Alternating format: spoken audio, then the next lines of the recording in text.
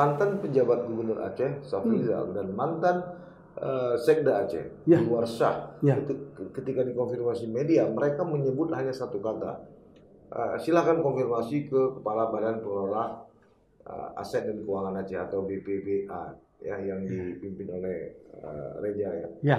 Hanya itu. Kira-kira apa makna dibalik pernyataan mantan PJ gubernur dan mantan risiko itu adalah efek atau dampak negatif dari sebuah kebijakan yang tadi merupakan pergub siluman yang dirasakan oleh rakyat. Jadi tidak mengherankan kalau hari ini Aceh itu juara miskin se-Sumatera. Karena apa? Sebagian uang dikuasai oleh kelompok elit ini. Menurut Pak Doktor, apakah kita bisa mentolerir begitu saja ketika misalnya justru DPR Aceh seperti beberapa anggota Banggar mengaku kepada saya mereka tidak tahu. Apakah bisa semudah itu mereka tidak tahu? Ya berarti mereka bodoh. Fungsi kontrolnya nggak ada. Fungsi kontrolnya nggak ada. Jadi antara eksekutif, legislatif, dan yudikatif mereka berkonspirasi untuk merampok dan merampas uang rakyat. Ini sangat biadab ya. Traumatik dengan beasiswa. Ya. Kemudian kita pernah juga trauma dengan proyek fiktif BRA. Ya. Hari ini kita juga dipertontonkan atau dibuktikan oleh BPK terkait dengan masalah bukan yang masalah itu tadi pergub siluman. Kemudian ada juga temuan pengadaan lampu jalan. Ya. 115 miliar. Ya. Yang dulu juga katanya berasal dari pokil anggota dewan. Iya. Pada siapa lagi nih kita bisa berharap? Paling kita pada Allah. Jangan-jangan dibalik lagi sama Allah ini kan.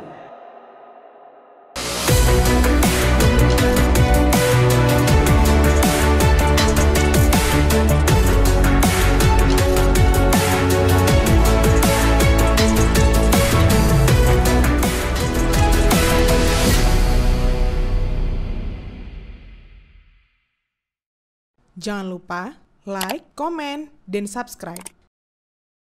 Serta aktifkan lonceng notifikasi. Assalamualaikum warahmatullahi wabarakatuh. Sahabat Sisi Lain, di penghujung tahun 2024 lalu, pemerintah Aceh menerbitkan sebuah peraturan yang tak pernah muncul dalam rapat anggaran di DPR Aceh. Dan tak dibahas oleh DPR Aceh serta tak tertera dalam dokumen resmi Anggaran Pendapatan Belanja Aceh Perubahan atau APBAP. Namun dari lembaran inilah proyek-proyek yang mangkrak bernilai puluhan miliar rupiah kembali bergulir. Namanya Pergub nomor 33 tahun 2024. Pergub ini ditetapkan pada tanggal 27 Desember 2024. Pergub tersebut mengatur tentang pembayaran utang proyek multi-use kontrak atau MIC senilai 43,9 miliar rupiah. Masalahnya, peraturan ini tidak melalui pembahasan dan persetujuan DPRA seperti saya katakan tadi. Bahkan sebagian besar anggota DPRA mengaku tidak pernah tahu adanya peraturan ini hingga dokumen audit BPK atau Badan Pemeriksa Keuangan yang mengungkapnya dalam LHP tahun anggaran 2024. Ini peraturan siluman, tidak pernah masuk dalam dokumen pergeseran anggaran atau DPPA. Tidak pernah kami bahas. Begitu kata salah seorang anggota DPR Aceh yang juga anggota Badan Anggaran DPR Aceh kepada saya beberapa hari lalu. Nah, sahabat Sisi Lain, malam ini saya mengundang seorang akademisi dari Universitas Muhammadiyah Aceh yang mungkin sudah tidak asing lagi. Beliau juga pengamat ekonomi politik, Dr. Taufik Abdul Rahim. Sempat beberapa waktu absen dan kali ini aktif kembali untuk kita gali pemikiran-pemikiran kritis beliau. Kita langsung saja bertemu dengan beliau. Assalamualaikum Pak Dokter. Waalaikumsalam. Sudah lama kita tidak makan ya. Kali ini kita ketemu lagi. Karena saya langsung saja Pak Dokter. Ya. Ini kan begitu heboh ya. Sampai ada istilah pergub siluman. Walaupun ini sebenarnya bukan sesuatu yang baru. Modusnya sama, modus operandinya sama, tapi terkadang wujudnya berbeda. Kulitnya. Tapi kebijakan untuk membajak anggaran daerah, untuk merampok dalam tanda petik anggaran negara ini terus saja berulang. Walaupun BPK RI juga berulang kali melakukan temuan-temuan. Nah, bagaimana Pak Dokter melihat ini? Oke, terima kasih.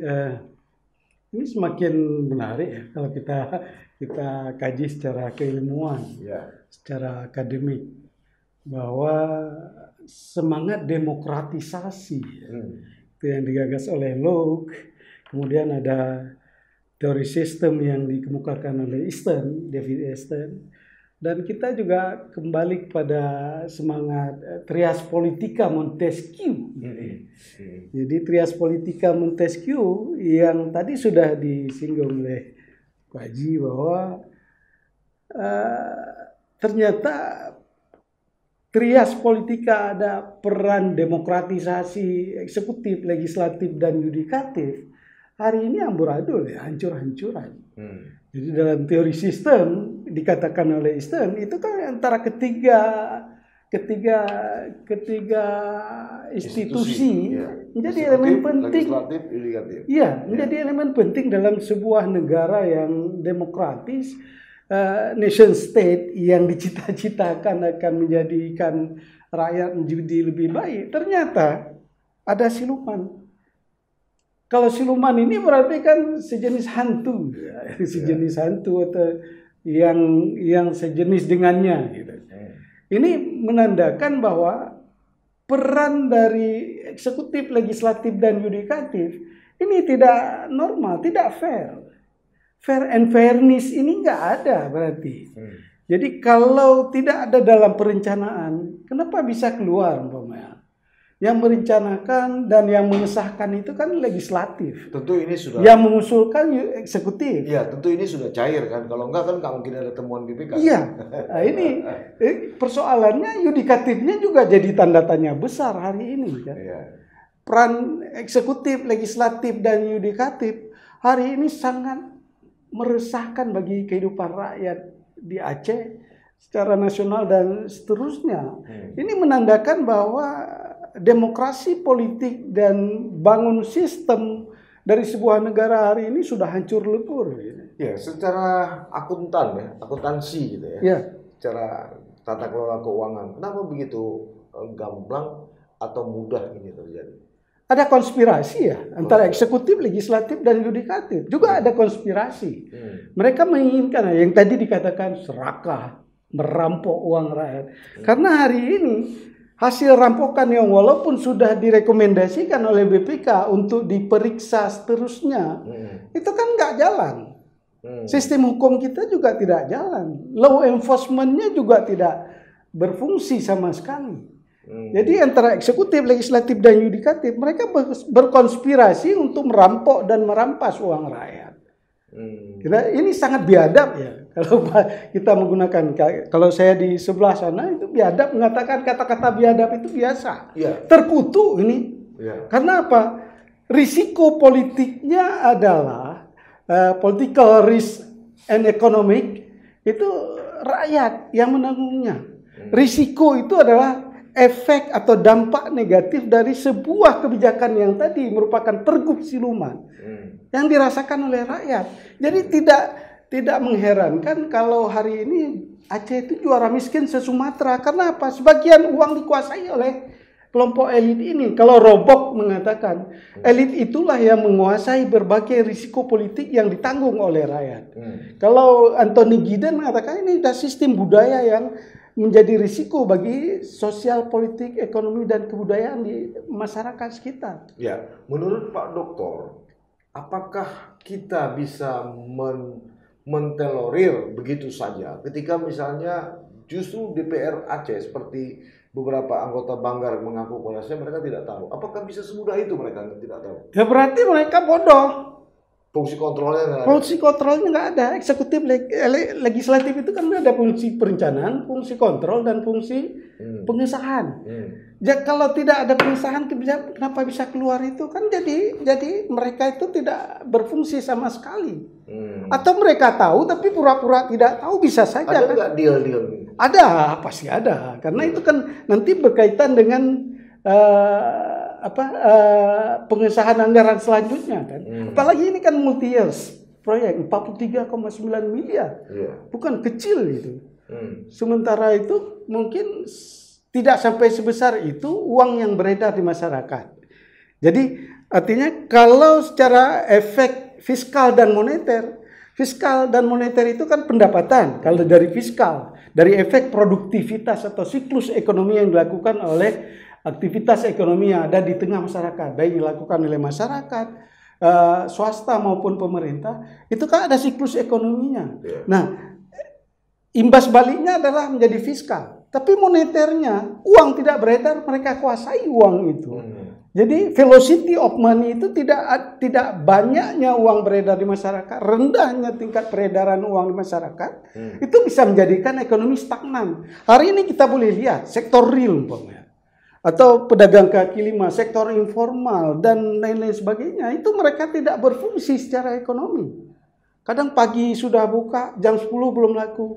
Ada tukang becak sudah keluar habis subuh, tapi jam 11 baru 1. Ya, demikian juga yang sore, mereka sampai habis maghrib belum laku. Ya, ini yang menarik juga.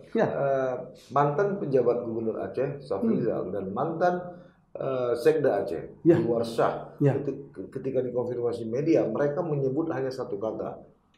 Silakan konfirmasi ke Kepala Badan Pengelola Aset dan Keuangan Aceh atau BPBA, ya, yang dipimpin oleh Reja, ya. Hanya itu. Kira-kira apa makna dibalik pernyataan mantan PJ Gubernur dan mantan Sekda? Itu cuci tangan itu kan kader dia itu. Itu cuci tangan, seolah-olah tidak tahu. Padahal mereka sudah lebih tahu dari yang pejabat BPBA itu. Jadi badan pengawas keuangan, pengelola keuangan Aceh itu. Nggak mungkin mereka nggak tahu itu, sedangkan mereka itu kader mereka. Mereka sudah tahu sejak sebelumnya juga dia duduk posisi itu kan. Jadi segala proyek, siapa pemegang uang, pemegang tender, siapa yang menguasai proyek, elit mana yang memegang uang, mereka tahu kan. Jadi sekarang karena mungkin itu dia ingin jadikan korban, dia cuci tangan. Ya itu yang lebih tahu katanya. Karena kebetulan sekarang bukan dia yang menjabat kan. Itu hanya sekedar cuci tangan. Ini kejahatan yang terstruktur, sistematis dan masif di antara mereka. Apa harapan Pak Dokter dari temuan BPK ini? Karena kan sudah banyak sekali temuan-temuan BPK pada akhirnya endingnya itu hilang begitu. Dideponir, hilang sama sekali, atau dibekukan, atau pura-pura tidak tahu. Apalagi sekarang sistem hukum yang mengatur pemberantasan korupsi itu sangat lemah ya posisinya. Jadi ini mereka manfaatkan. Ya, sistem hukum yang berkaitan dengan penegakan hukum, berkaitan dengan korupsi hari ini kan tidak berjalan. Di Aceh ini sudah berapa episode itu pemeriksaan. Terus saja ya.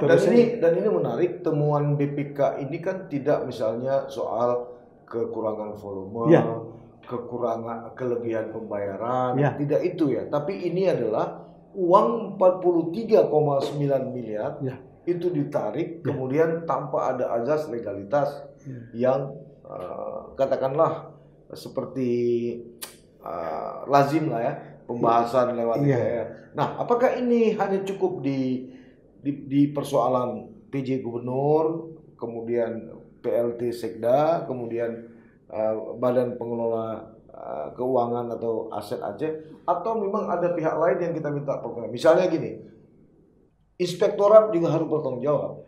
Karena kan harus ada disposisi dia. Saya pikir rekomendasi ini, jangan berhenti sampai ke BPK saja. Inspektorat juga harus berfungsi, penegakan hukum juga ada, KPK juga, walaupun kita pesimis dengan mereka. Tapi cairnya uang ini kan diketahui oleh DPR itu juga tahu. Inspektorat kan tahu harus bertanggung jawab juga. Harus bertanggung jawab. Tapi mereka memang sudah konspirasi jahatnya jalan kan. Sama-sama pura-pura tidak tahu, atau selama tidak menjadi korban penangkapan hukum mereka akan jalan saja. Kita sudah tahu berapa kali episode ini kan berulang-ulang. Kasus ini juga berulang. Yang menjadi risikonya adalah masyarakat. Dampak negatifnya dirasakan oleh masyarakat hari ini. Dan bukan kecil itu, nominal 43,9 miliar itu baru satu itu kan. Jadi baru persoalan itu. Belum lagi yang persoalan lain yang selama ini mungkin yang uang triliunan yang dilontorkan ke Aceh itu juga banyak yang ditilep, banyak yang dirampok, dirampas untuk kepentingan elit. Makanya tadi Robok itu mengatakan elit. Dan yang kedua, ini mereka kan apalagi kan PJ gubernur ini dianggap sebagai orang pusat. Jadi teori patron and clean itu jalan. Jadi transaksional politik dan ekonomi itu jalan. Dia ditugaskan, siapa yang menugaskan? Yang menugaskan itu kan juga main transaksional politik, kan? Transaksional ekonomi. Jadi ada imbas balik. Jadi patron and clean ini, pejabat-pejabat Aceh yang hari ini sedang duduk di jabatannya tidak lebih sebagai kaki tangan, mohon maaf saya katakan neokolonialisme yang dilakukan mencengkram Aceh hari ini. Kalau kita menggunakan teori independen teori dari beberapa pakar itu, hari ini Aceh itu kan sebagai daerah yang kebijakan-kebijakan ekonomi dan politiknya sangat punya ketergantungan. Jadi kolonialisme baru lah ya. Iya, neokolonialisme ini yang jangan salahkan rakyat kalau rakyat melawan. Ini sudah sangat kritis, sudah sangat parah. Kondisi Aceh hari ini, baik secara ekonomi maupun politik, sosial budaya akan mempengaruhi dari kondisi kehidupan politik. Orang miskin apa kerjanya? Orang tidak punya pekerjaan apa kerja? Pengangguran. Hari ini Tapi yang menarik Pak Dokter, ketika ini diungkap oleh media ya, walaupun DPR sudah menerima itu secara resmi dari Kepala BPK Program Aceh, DPR tidak bersuara, tapi ini ketika diangkat tidak ada juga elemen-elemen masyarakat sipil yang bisa mengontrol ini. Semua terkesan diam gitu ya. Karena hari ini masyarakat sipil juga dicengkram kalau bicara sembarangan juga. Jadi risikonya bagi dia juga ada, risiko sosialnya ada. Baik dikucilkan, ditangkap. Saya sudah berapa kali mungkin dengan berbagai ancaman. Mungkin itu secara personal. Iya, personal. Tapi secara organisasi, katakanlah misalnya organisasi masyarakat sipil yang bernuansa Islam seperti ICMI misalnya, atau mohon maaf Muhammadiyah juga nggak bicara soal ini misalnya. Iya, karena mereka juga yang tadi saya katakan teori sistem, mereka juga terlibat dengan berbagai negosiasi dengan ketiga elemen demokratis itu tadi. Ada kompromi politik, kompromi sosial. Apalagi yang lalu ada upaya untuk memberikan konsesi tambang atau memberikan kesempatan mereka untuk kebijakan-kebijakan politik diminta masukan dari mereka. Ini juga jadi persoalan. Ya, ini kembali ke tadi saya katakan, ini kan menariknya, ini berbeda dengan temuan BPK. Auditor BPK kekurangan volume, itu harus kembalikan uang negara. Kelebihan pembayaran itu harus dikembalikan. Kalau fiktif itu jelas fatal. Nah ini yang menarik, uang cair lewat sebuah keputusan regulasi yang ternyata regulasi ini juga dalam tanda petik hanya dimainkan oleh satu institusi, yaitu eksekutif. Secara hukum, apakah para penegak hukum ini udah bisa masuk atau belum? Saya pikir tanpa harus mendapatkan laporan dari masyarakat, sudah tahu ini ada, silakan masuk kan. Tapi saya bukan orang hukum ya, nggak terlalu paham. Tapi kan tidak perlu mendapatkan laporan dari masyarakat. Masyarakat hari ini sudah rugi. Risiko masyarakat sudah miskin, sudah menganggur, sudah tidak punya pekerjaan, tidak beredarnya siklus ekonomi antara konsumsi, produksi dan investasi itu kan itu seharusnya bisa dipahami oleh penegak hukum. Ini 43,9 miliar. Ini terjadi di 2024. Ya. Kan pilkada itu ya. Iya, ya itu yang transaksional tadi kan.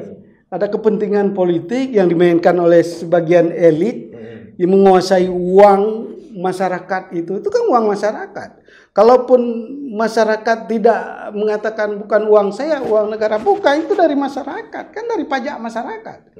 Baik pajak langsung maupun tidak langsung, retribusi dan lain sebagainya, itu diambil oleh negara, diambil untuk kesempatan untuk bisa memberikan imbas balik pada kehidupan masyarakat. Ya, ini ada mata rantai. Uang ini cair tidak simsalabim, tapi Ya. ada mata rantai. Terkait proyek multi-years, berarti Kepala Dinas Perkim bertanggung jawab. Ya, Karena dia membuat daftar amperahan, ya, ya kan? Kemudian ini masuk, diperiksa oleh inspektur, ya, dilakukan telah staf oleh inspektur, baru dibawa ke pemerintahan, lalu kemudian didisposisi untuk dibayar. Yang bayar itu adalah BPKA tadi. ya. Ketiga kepala dinas ini, Perkim, BPBA, dan Inspektorat. Ini menurut Pak Dokter harus diambil sanksi nggak oleh Mualim nih atau menjadi mana sebagai gubernur? Bukan saja sanksi, ditangkap ya, suruh tangkap mereka. Apa ya sanksi? Karena memang selama ini rakyat terus menderita kan. Dari permainan rampokan mereka itu terus menderita. Apalagi legislatifnya nggak berfungsi ya. Nggak berfungsi, fungsi kontrolnya nggak ada. Nggak ada. Jadi proyek multi years bukan proyek 1 bulan 2 bulan kan, tapi multi years. Kalau apalagi sudah sangat kritis kehidupan masyarakat hari ini, mereka bukan hanya sekedar untuk diberikan sanksi, ditangkap saja terus. Mungkin model seperti itu yang disukai, karena selama tidak ditangkap mereka akan main terus. Karena tabiatnya memang akhlaknya sudah rusak kan. Akhlak elit hari ini baik eksekutif, legislatif dan yudikatif sudah sangat rusak. Eksekutif mempermainkan ini karena ada dibantu oleh birokrasi. Birokrasi kita hari ini nggak pernah ada reformasi. Reformasi birokrasi itu tidak pernah jalan sejak 1998 didengungkan reformasi. Mereka terus mencari cara untuk ya sebentar sadar, sesudah itu mereka akan mainkan karena sistem sudah mereka kuasai semua. Nah itulah makanya Easton mengatakan teori sistem itu ketiga institusi maupun sistem yang vertikal ini sudah terbangun sangat rusak dan mereka sangat paham dengan trik-trik mengambil uang itu. Jadi kalau ibarat pencuri tingkat kepintarannya juga semakin tinggi. Ya, itu sebabnya kan seperti kata Pak Dokter tadi terus terulang dan terulang. Kita pernah traumatik dengan beasiswa. Ya. Kemudian kita pernah juga trauma dengan proyek fiktif BRA. Ya. Hari ini kita juga dipertontonkan atau dibuktikan oleh BPK terkait dengan masalah bukan yang masalah itu tadi. Pergub siluman. Kemudian ada juga temuan pengadaan lampu jalan. Ya. 115 miliar. Ya. Yang dulu juga katanya berasal dari pokir anggota dewan. Iya. Pada siapa lagi nih kita bisa berharap? Paling kita pada Allah. Jangan-jangan dibalik lagi sama Allah ini kan. Dan nampaknya kekecewaan kita ini mungkin lebih parah atau menunggu kiamat saja. Iya, artinya di satu sisi kita ribut soal perpanjangan dana otsus. Ya. Tapi kita tidak pernah menggugat kemana dana otsus itu. Iya. Ya kan? Ya. Hampir 100 triliun lebih. Ya. Kemudian kita kembali di framing, kemudian difabrikasi narasi-narasi oleh orang-orang tertentu tanpa ada otsus Aceh tidak akan bla bla bla. Tapi para elitnya justru berfoya-foya dengan dana ini. Iya, dana otsus itu kan tidak dinikmati oleh masyarakat, elit juga yang menikmati. Dan mereka berjuang ada dana otsus supaya mereka bisa memanfaatkan uang otsus itu bukan ke masyarakat.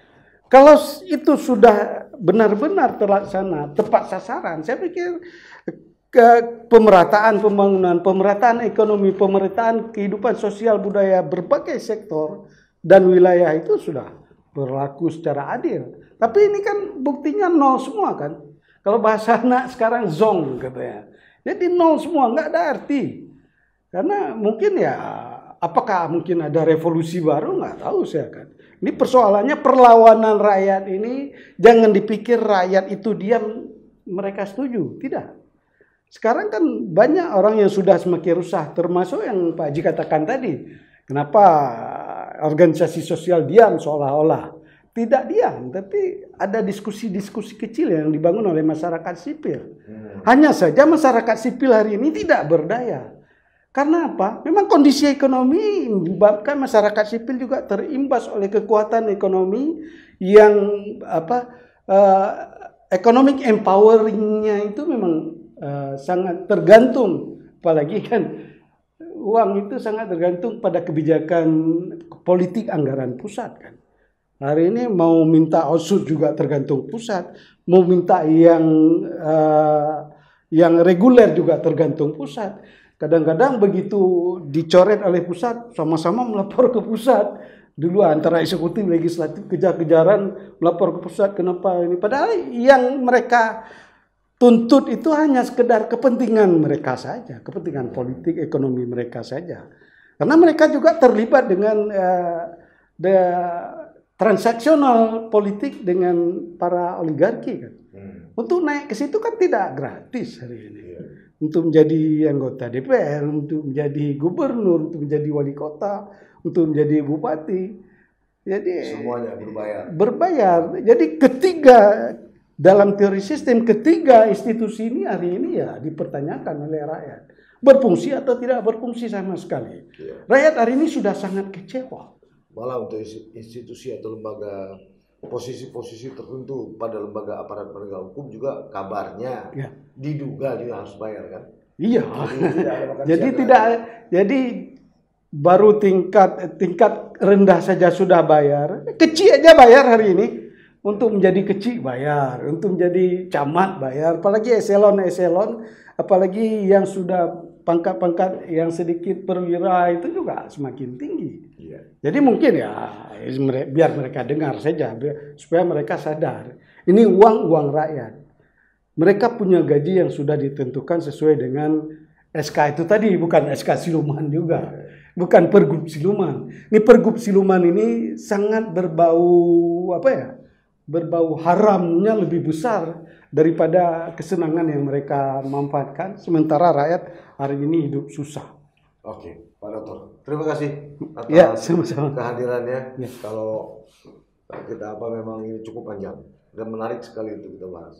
Mungkin nanti kita akan coba cari sisi lain untuk kita bahas lebih tajam. Yang jelas ini memang nggak bisa dibiarkan, ini harus terus dikritisi. Soal didengar atau tidak didengar tuh urusan lain. Urusan kita. Tugas kita untuk terus bersuara, mengontrol apa yang terjadi di sini. Sahabat, sisi lain itu tadi pembicaraan saya dengan Dr. Taufik Abdul Rahim. Seperti yang kami katakan tadi atau yang kita bicarakan tadi, ini sungguh-sungguh sangat membuat logika kita menjadi terganggu. Batin kita terasa terguncang ketika ada persoalan realisasi anggaran yang puluhan miliar itu tanpa ada proses yang bisa disebut normal. Sekali lagi, ini bukan soal kelebihan bayar atau bukan kekurangan volume, tapi ini adalah sebuah bajakan rapokan 43,9 miliar yang sudah dinikmati entah oleh siapa. Sudah saatnya atau sudah sepantasnya aparat penegak hukum turun tangan dan menyidik kasus ini, sehingga hal-hal semacam ini tidak akan pernah terulang kembali. Dan tentu saja dari sejumlah kasus yang selama ini membuat masyarakat agak sedikit putus asa, kiranya bisa kembali bergairah dan menanti gebrakan-gebrakan dari aparat penegak hukum di Aceh atau bahkan Jakarta. Sampai bertemu. Assalamualaikum warahmatullahi wabarakatuh. Waalaikumsalam warahmatullahi wabarakatuh. Oke, Bu.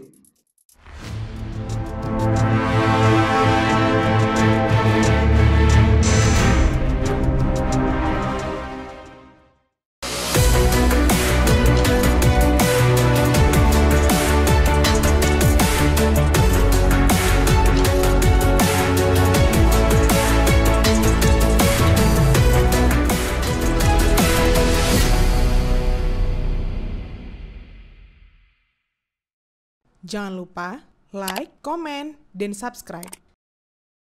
Serta aktifkan lonceng notifikasi.